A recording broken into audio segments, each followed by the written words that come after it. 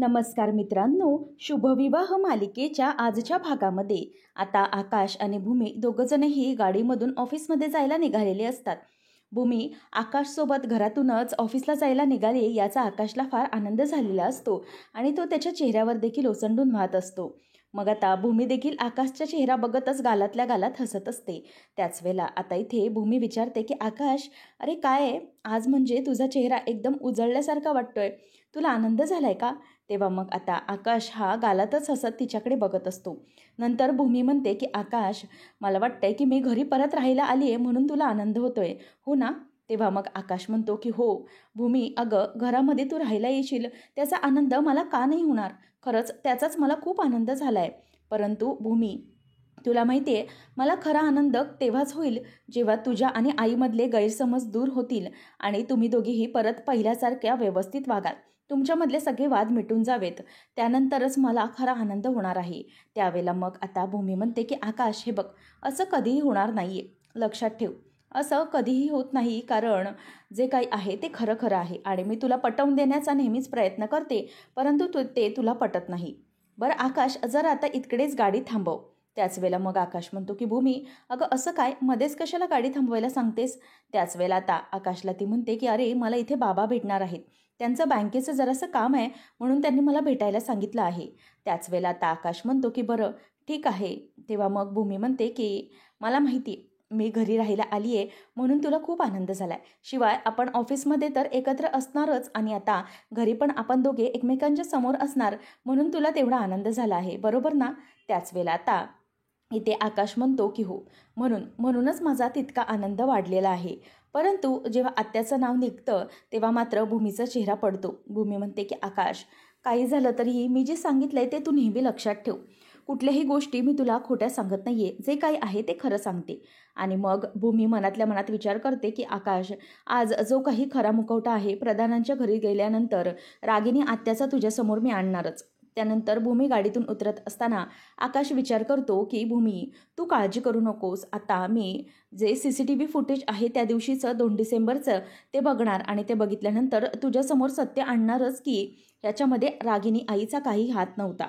त्यानंतर मग भूमी ही गाडीतून उतरते तर इकडे अभिजित हा आकाशच्या मागावर असतो.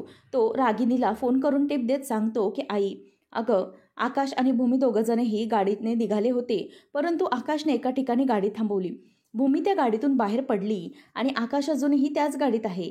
तेव्हा मग रागिनी म्हणते की काय, ती त्याच्या गाडीतून बाहेर पडली? नेमकं कोणतं काम असेल या बाईचं आणि ही का बाहेर पडली असेल? तर भूमी आता गाडीच्या बाहेरूनच आकाशची खिडकीतून बोलत असते. आणि त्याच वेळेला आता इथे आकाश म्हणतो की बरं ठीक आहे, तू व्यवस्थित जा, आणि आकाशची गाडी पुढे निघून जाते. आणि भूमी एक जाताना गाडीकडे बघतच राहते आणि मनात विचार करते की आकाश, आज मी आणि गायकवाड सर त्या प्रधानांच्या घरी जाणार आहोत. तिथे जर काही आम्हाला पुरावा सापडला तर फार मोठं काम होईल आमचं. त्यानंतर आत्याचं खरं रूप तुझ्यासमोर आणेनच मी. तेव्हा मग मात्र इथे फोनवर बोलतानाच आता अभिजित म्हणतो की आई, अगं आकाश हा पुढे निघून गेलाय कुठेतरी आणि भूमी आता गाडीतून उतरली आहे, ती पण दुसरीकडे कुठेतरी जाते. मी काय करू नेमकं? आकाशचा पाठलाग करू की भूमीचा पाठलाग करू? मला काहीच कळत नाहीये. ऑफिसला निघालेली ही दोघं अचानक वेगवेगळ्या दिशेने कशी काय गेली? तेव्हा मग आता रागिनी म्हणते की तू एक काम कर, तू आकाशचा पाठलाग कर, ते भूमीचं काय आहे ना ते मी बघून घेईन, तू ते आकाशचा पाठलाग कर. असं म्हणून आता रागिनी त्याला पाठलाग करायला सांगते. तर भूमी आता मागच्या दिशेने येते आणि पारितोषला भेटते आणि पारितोष हा म्हणतो की आलात मॅडम? तेव्हा ती गुड मॉर्निंग असं त्याला बोलते. नंतर मग आता पारितोष म्हणतो की गुड मॉर्निंग, बरं आता गायकवाड सर एका अर्ध्या तासामध्येच आपल्याला भेटणार आहेत आणि मग आपल्याला प्रधान डॉक्टरांच्या घरी जायचे आहे. भूमी म्हणते की पारितोष, मला असं वाटतंय ना की नक्कीच आपल्याला काहीतरी सापडणार आहे, ज्यामुळे आपलं काम अधिक सोपं होईल आणि रागिनी आत्याचाच यामध्ये डाव आहे हे सिद्ध होईल. तेव्हा पारितोष म्हणतो की हो, लेट्स सी, आपण तिकडे जाऊन बघूया. नंतर मग आता इथे रागिनी ही रूममध्ये टेन्शनमध्ये असते की नेमकं काय घडणार आहे. तेवढ्यातच पौर्णिमा येते आणि म्हणते की आई, हे घ्या तुमच्यासाठी कॉफी. तेव्हा मग कॉफी घेत ती म्हणते की आई, खरंच तुम्ही कॉफी पिऊन घ्या, तुम्हाला बरं वाटेल. नंतर मग हवालदार हा रागिनीला फोन करतो आणि म्हणतो की हॅलो मॅडम. तेव्हा मग आता ती म्हणते की हां बोला हवालदार, काय काम आहे? तेव्हा मग तो म्हणतो की मॅडम, तुमच्याकडे माझा नंबर सेव्ह आहे का? त्यावेळेला ती म्हणते की हो, मग सेव्ह आहे तुमचा नंबर. तुम्ही कामाची माणसं आहात आमच्या. शिवाय मला माझ्या मुलाने सांगितलेलं आहे की गायकवाड सरांबरोबर तुम्ही असता आणि आतमधल्या लीडच्या बातम्या तुम्ही आम्हाला पोचवू शकता. तुम्ही आमचे कामाचेच तर आहात. तेव्हा तो आता हवालदार खुश होतो आणि म्हणतो की हो, बरोबर आहे मॅडम. त्याच्यासाठीच मी तुम्हाला फोन केला होता.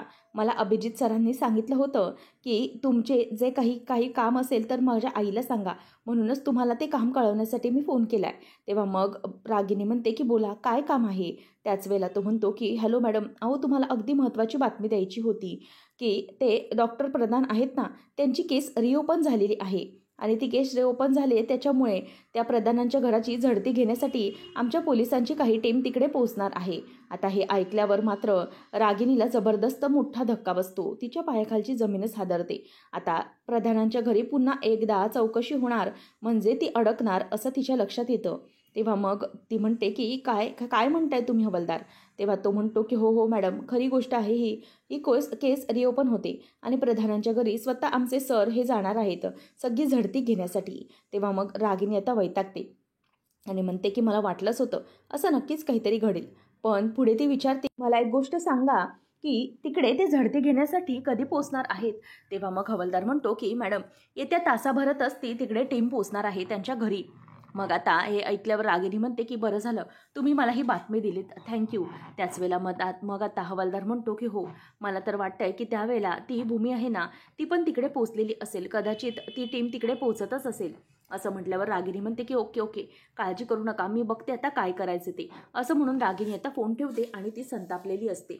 त्याच वेळेला आता ही गायकवाडांची टीम तिथे आधी पोचण्याच्या आधी मला पोचलं पाहिजे आणि जे पुरावे असतील ते मला नष्ट केले पाहिजे.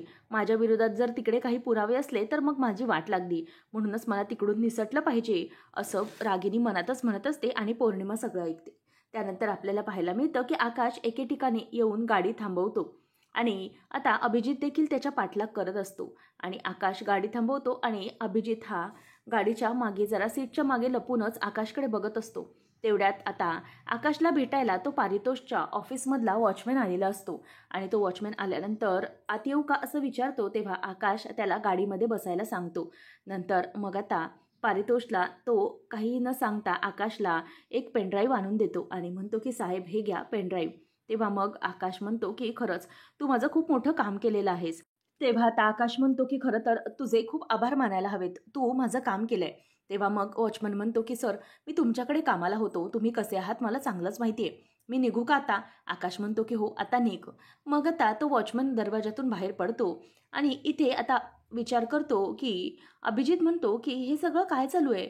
नक्कीच या वॉचमनच्या आणि आकाशच्या मध्ये काहीतरी शिस्त आहे. यांचं नक्कीच काहीतरी गौडबंगाल आहे, मला बघितलं पाहिजे, असं अभिजित आता विचार करत असतो.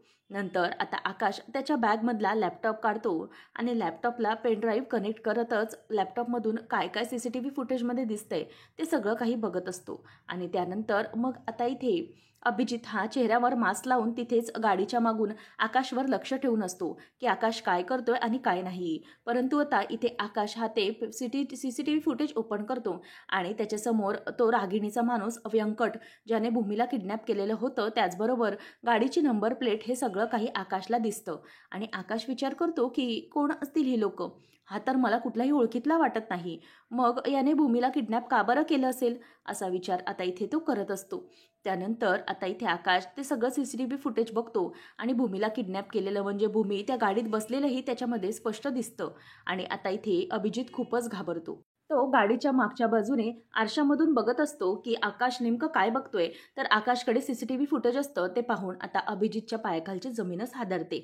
नंतर रागिनी एका चावीवाल्याला घेऊन आलेली असते आणि त्याला म्हणते की हे बघ, आता मला 1 मिनिटाच्या आत तू दरवाजा पटकन उघडून दाखवायचा आहे, क्विक क्विक, पटापट. तेव्हा मग तो म्हणतो की हो मॅडम, काळजी करू नका, हा दरवाजा मी तुम्हाला आत्ता उघडून देतो. असं म्हणून तो चावीवाला हा दरवाजा उघडायला लागतो. तो त्याचे स्किल्स वापरतच तो दरवाजा उघडत असतो आणि रागिनीचं लक्ष मात्र बाहेरच्या दिशेने असतं की कोणी पोलिसांची टीम वगैरे तर येत नाही आहे ना. तेवढ्यातच आता त्या चावीवाल्याचे प्रयत्न हे रागिनी बघत असते आणि ते बघून ती अगदी अवाक पडलेली असते. तर चावीवाल्याने अक्षरशः ATM कार्ड वापरून काहीही तोडातोड न करता, फोडाफोड न करता तो दरवाजा अगदी सफाईने उघडलेला असतो. तो म्हणतो की मॅडम हे बघा दरवाजा उघडला. तेव्हा रागिनी म्हणते की अरे वा, तू तर फारच छान दरवाजा उघडलास अगदी 1 मिनिटाच्या आतच, आणि तेही काहीही तोडफोड न करता. म्हणजे कोणाला संशयच येणार नाही की इथे आतमध्ये कोणीतरी शिरलं होतं. खरंच खूप छान काम आहे. या कामाचे योग्य तो मोबदला तुला मिळेल. जा जा, तू आता इथून निघ, असं म्हणून रागिनी त्याला जायला सांगते आणि तो खूपच खुश होतो. नंतर आता रागिनी ही आतमध्ये शिरलेली असते. त्याचबरोबर आता दरवाजा लावून घेते आणि पारितोष आणि भूमी एके ठिकाणी येऊन पोलीस स्टेशनच्या बाहेर थांबलेले असतात. आणि मग तो गाडीचा दरवाजा उघडतो आणि भूमी म्हणते की कधी येणार आहेत ते. तेव्हा तो म्हणतो की येतीलच येत्या तासाभरातच. तेवढ्यातच आता गायकवाड सर आलेले असतात. गायकवाड आल्यावर पारितोष म्हणतो की सर तुम्ही आलात. तेव्हा तो म्हणतो की हो. भूमी म्हणते की पण तुम्ही तर 1 तासानंतर येणार होतात ना. तेव्हा गायकवाड सर म्हणतात की हो, ॲक्च्युली एक कोर्टात केस होती, परंतु ती लांबणीवर गेली म्हणून मला लवकर येता आलं. चला आपण इथे लवकर जाऊया. तेव्हा भूमी म्हणते की ठीक आहे सर, आपण निघूया. तेव्हा मग ती पारितोषच्या गाडीत जाऊन बसत असते आणि गायकवाड सर त्यांच्या गाडीमध्ये बसतात. आणि अशा प्रकारे आता पारितोष, भूमी एका गाडीतून आणि गायकवाड सर त्यांच्या त्यांच्या गाडीतून असे सगळेजण निघालेले असतात. तर रागिनी मात्र आतमध्ये शिरलेली असते. ती प्रधानांच्या इथे हॉलमध्ये सगळ्या काही कपाटांमध्ये काही पुरावे सापडत आहेत का हे चेक करत असते. कुठे कुठे काय काय ठेवलेले आहे ते सगळे बुक्स आता ती चेक करते. आणि ड्रॉवर वगैरे सगळं काही आता ती जंग पछाडत असते, जेणेकरून तिला काहीतरी सापडावं. तिच्या विरोधात कोणताही पुरावा सापडू नये याच्यासाठी रागिनीची आता जोरदार धडपड सुरू असते. काय करू काय नाही तिला काहीच सुचत नाही. ती आता घाबरते, परंतु आतमध्ये तिच्यासारखे म्हणजे तिला अडकवतील असे कोणतेही पुरावे नसतात.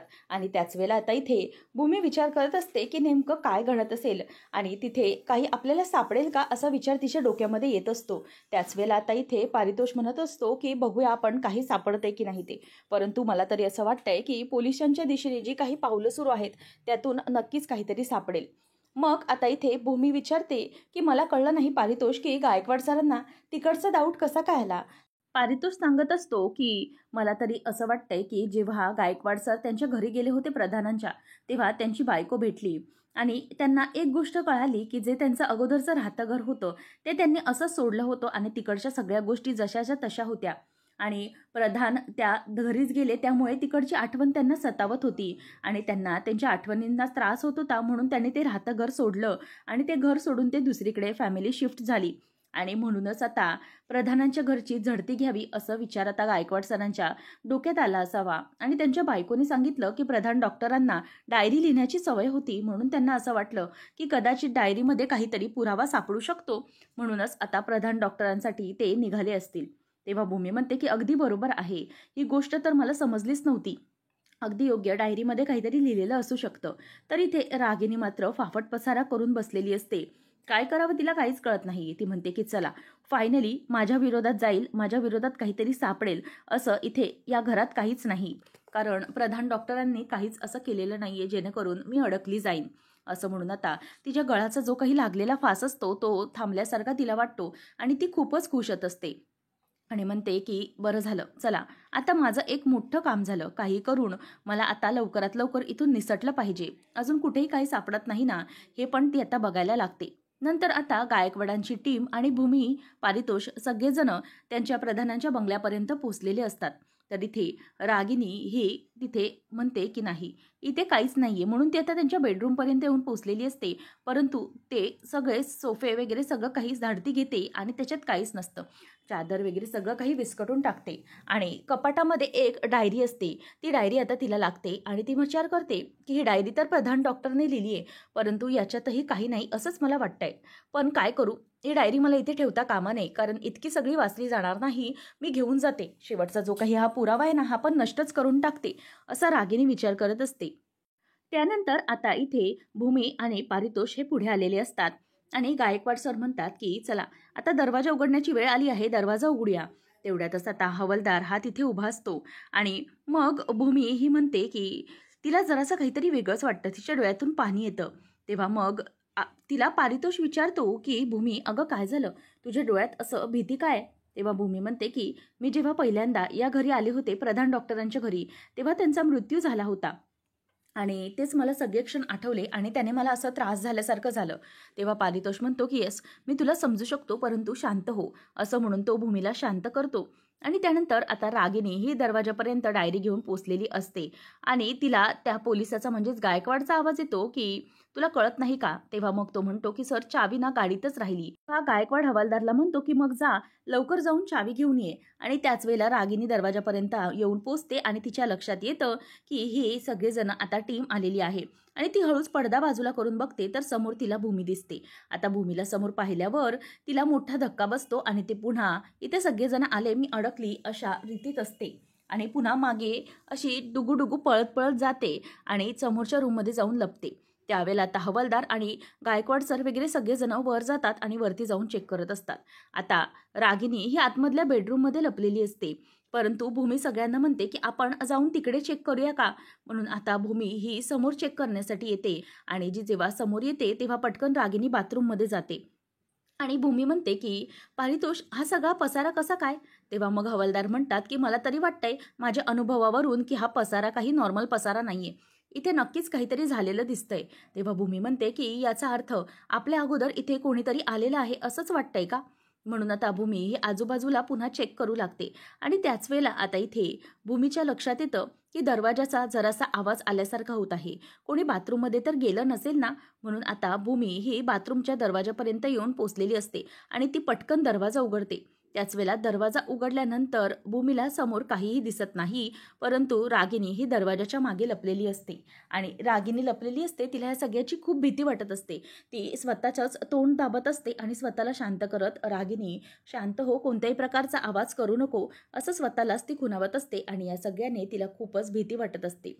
परंतु तिकडे आता भूमी ही पूर्ण दरवाजा उघडत नाही म्हणून रागिनीपर्यंत तो दरवाजा लागत नाही आणि तेवढ्यातच एक हवालदार येतो आणि म्हणतो की भूमी मॅडम, गायकवाड सरांना वरती एक डायरी सापडलेली आहे. तेव्हा आता डायरी सापडली म्हटल्यावर सगळेजण त्याच दिशेने धाव घेतात आणि ती रूम आणि बाथरूम तसंच सोडून देतात आणि मग भूमी ही पटकन हॉलमध्ये येते. हॉलमधून सगळेजण वर जायला जिना असतो तिथे जायला निघतात आणि रागिनी मात्र थोडक्यात बचावते. रागिनी म्हणते की फायनली मी थोडक्यात वाचले आणि असं म्हणून ती डायरी आता हातामध्ये घेत असते. त्याच वेळेला आता इथून कसं तरी निसटायलाच हवं असा विचार ती करते. आता वरती भूमी धावत येते आणि म्हणते की गायकवाड सर, मला कळालं की तुम्हाला डायरी सापडली आहे. नेमकी कोणती डायरी आहे? तेव्हा मग आता गायकवाड म्हणतात की ॲक्च्युली भूमी मॅडम, मी डायरी बघितली ही, परंतु मला ही नॉर्मल डायरी वाटते. कारण जेव्हा हे आतमध्ये वाचलं तेव्हा ते नॉर्मल डॉक्टर व्हिजिट किंवा पेशंट व्हिजिटचे फाईल आहे ना, तसं काहीतरी आहे हे. त्यांचे ते नोंदवही आहे बहुतेक. तेव्हा मग आता भूमीचा पुन्हा निराश होतो की तिला आता काही सापडलं नाही. जी डायरी होती तीही सापडलीच नाही असं तिला आता वाईट वाटू लागतं. नंतर आता इथे भूमी म्हणते की ठीक आहे सर, तुम्ही इथे बघा आणि पारितोषला सांगून भूमी आता पुन्हा खाली येत असते. आता हे ऐकल्यावरती प्रधान डॉक्टरांच्या अजून त्याच्या बाबतीत संदर्भात काही सापडत नाहीये असं ते म्हणत असतात आणि रागिनी मात्र आता बाथरूमच्या बाहेर पडायला बघत असते.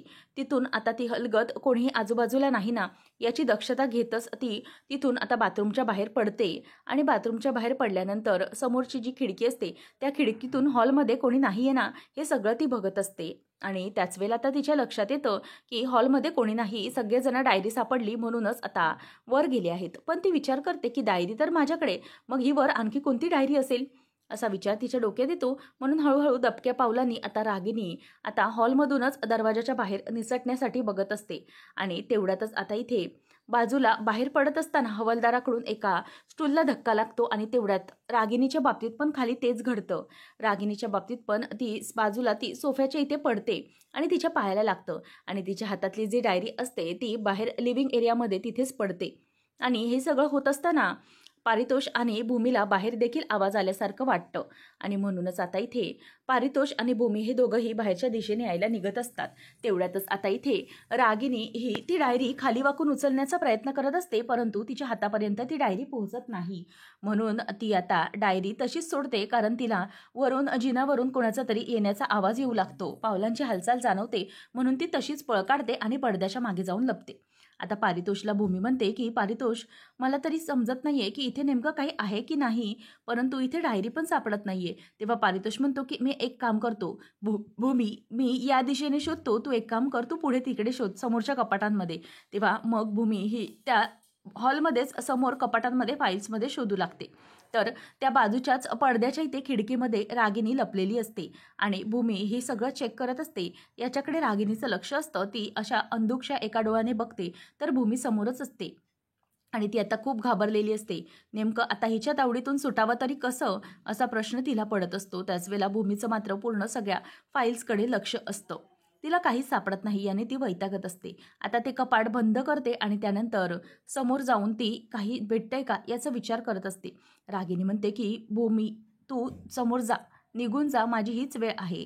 आणि ती स्वतःला समजावते की रागिनी चल निघ, हीच तुझी वेळ आहे, तुला निघायला हवं. असं म्हणून आता रागिनी पटकन पडद्याच्या मागून बाहेर येते आणि दरवाजातून ती पळ काढत असते. त्याच वेळेला आता भूमीला मागून कोणीतरी गेल्याचं वाटतं आणि ती पटकन मागे वळून बघते आणि तिला काहीतरी संशयासारखं सापडतं.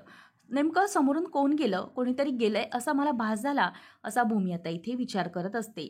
आणि तिला टेन्शन आलेलं असतं की आपल्या ओळखीचं किंवा कोणीतरी जे संशयास्पद आधीच अगोदर इथे आलेलं होतं तेच कोणी बाहेर निघून गेलंय का, असा विचार भूमी करते. तर पुढच्या भागामध्ये आपण पाहणार आहोत की भूमी आता घरामध्ये साफसफाई करत असते, लादी पुसत असते. आकाश येतो आणि म्हणतो की भूमी, अगं हे तुझं काय चाललंय, तू हे सगळं कशाला करतेस आणि हे सगळं कोणी सांगितलंय तुला करायला? तेव्हा भूमी म्हणते की मला हे सगळं करायला घरातल्याच व्यक्तीने सांगितलंय, पौर्णिमाने आणि तुझ्या आईने हे सगळं करायला मला सांगितलंय. त्याच वेळेला आता सगळेजण आलेले असतात आणि पौर्णिमाला आकाश जाब विचारत म्हणतो की मला सांग, हे सगळं तू भूमीला करायला सांगितलंस का? तेव्हा मग आता खोटं बोलू नकोस असं रागिनी म्हणते. तेव्हा मग ती म्हणते की नाही आकाश, हे सगळं मला आत्यानेच करायला सांगितलं. तेव्हा मग रागिनी म्हणायला लागते की आकाश, अरे ही खोटं बोलतेय. तेव्हा मग आता आकाशला भूमी म्हणते की नाही आकाश, मी खोटं बोलत नाहीये आणि यावेळेला माझ्याकडे पुरावा आहे. असं म्हणून रागिनीच्या विरोधातला भूमी आता आकाशला एक पुरावा दाखवते आणि तो पाहिल्यावर आता आजीलाही धक्का बसतो. त्याचप्रमाणे आकाशलाही रागिनी असं कसं वागू शकते या बाबतीत मोठा पुरावा मिळालेला असतो. आता एक एक करून रागिनीचे सगळे जे काही गुण आहेत ते कशाप्रकारे भूमी आकाशसमोर आणणार हे पाहणं रंजकतेचं ठरणार आहे. अशाच अपडेट्ससाठी चॅनलला नक्की सबस्क्राईब